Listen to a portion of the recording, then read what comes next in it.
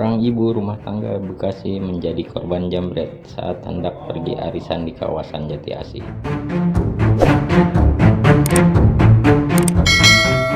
Pelaku jambret tersebut bahkan membuat korban tersungkur ke tanah saat merampas tasnya. Beruntung polisi berhasil menangkap kedua pelaku, yakni berinisial KR dan IE, di dua lokasi yang berbeda. Kini mereka terancam hukuman maksimal 12 tahun penjara karena melanggar pasal 365 KUHP tentang pencurian dengan kekerasan.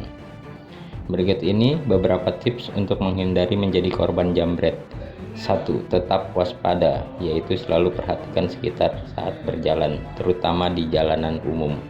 Kedua, hindari menggunakan perhiasan yang mencolok, yaitu jangan memakai perhiasan yang mencolok atau barang berharga lainnya saat berpergian.